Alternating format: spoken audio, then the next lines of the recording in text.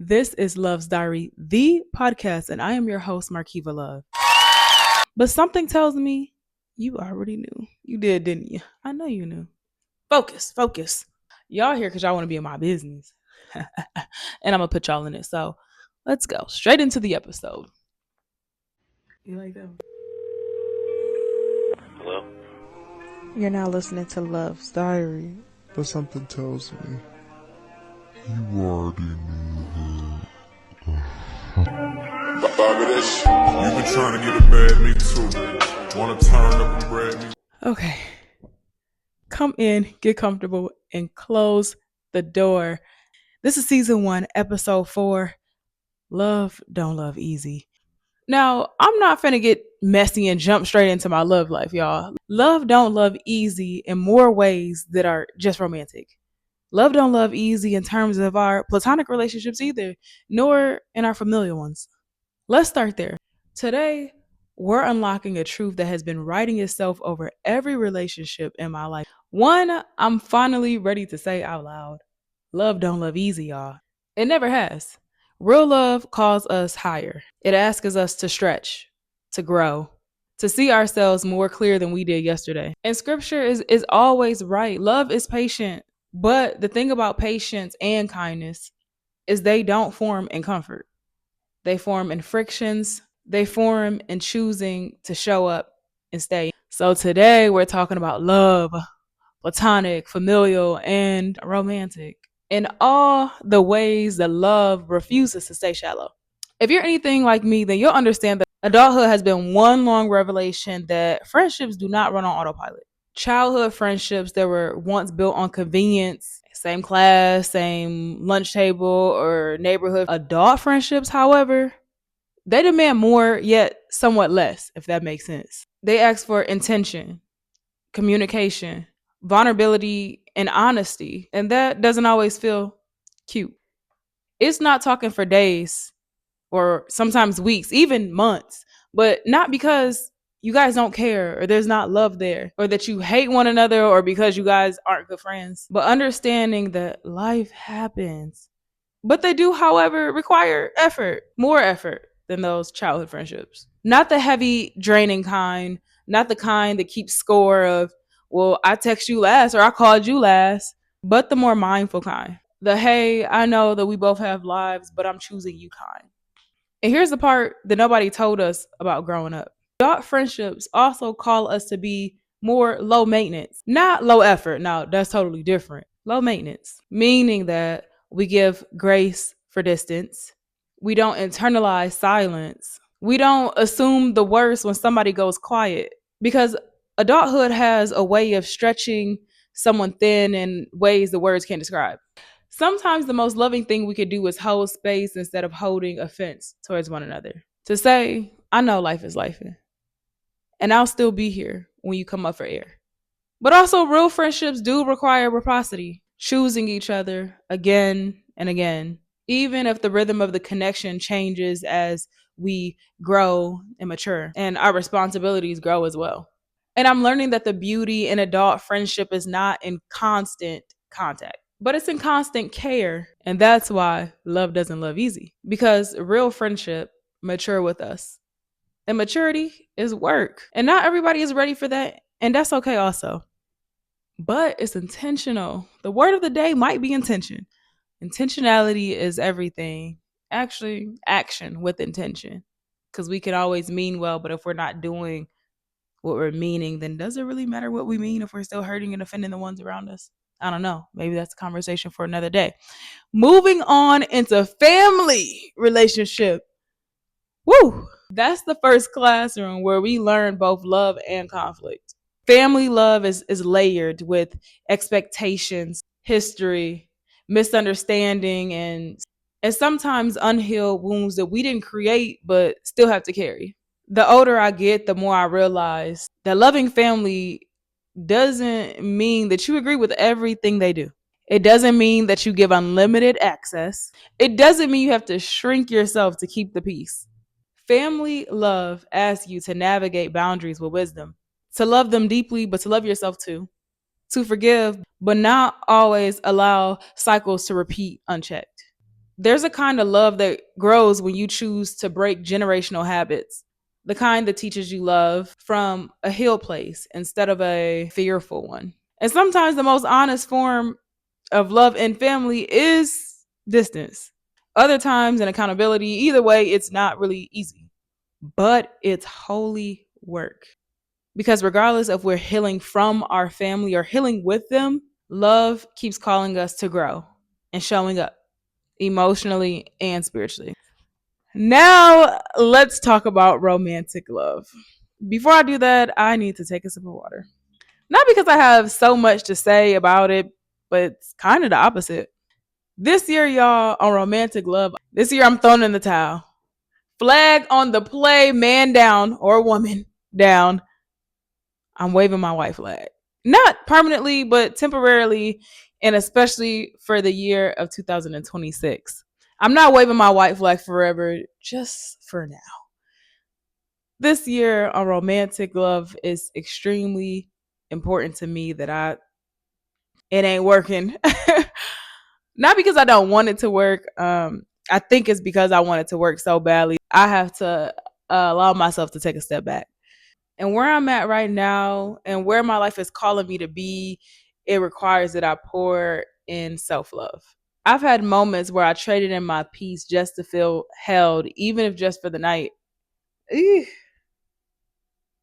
it never felt good after. Because even in the moment, I knew that I wasn't being loved, I was being distracted.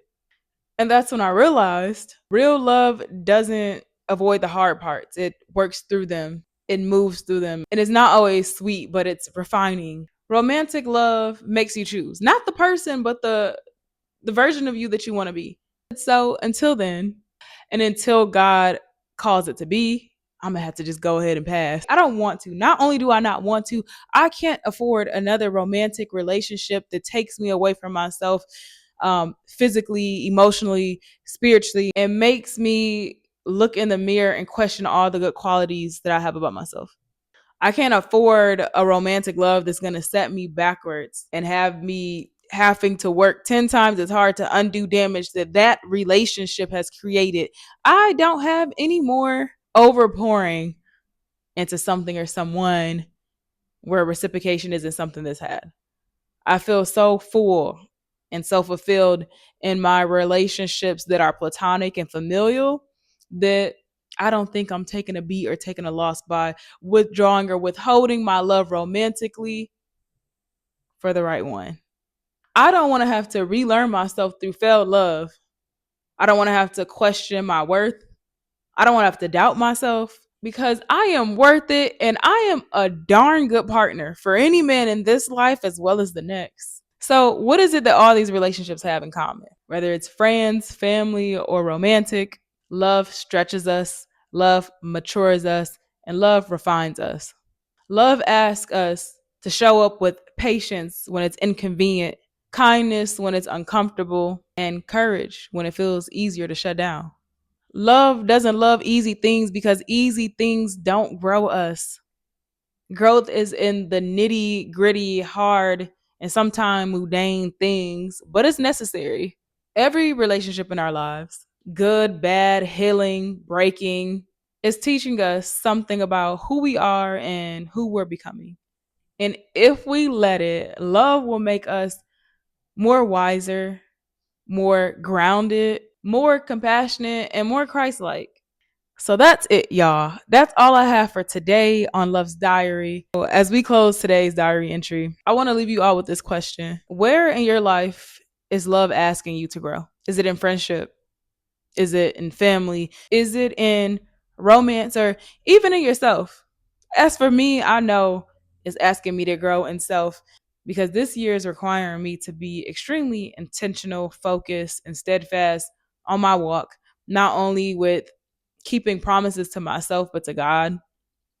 And those obligations come first before I can even introduce another romantic interest in my life. And I look forward to hearing back from all of you guys and learning where love is calling you to grow in this period of your life and what that looks like for you. Oh my gosh. Speaking of love in form of self, I am opening myself up to so many new hobbies and interests and just like really taking life by the reins and just living it. In that self love, and like I said, and I've been telling y'all in previous episodes of like wanting to grow my relationship with God, like I always feel so much better when I read my word, getting in the daily bread and like building that habit and being intentional about my relationship with him. And I guess we can add that to how love doesn't love easy. Love doesn't love easy when it comes to showing up for yourself.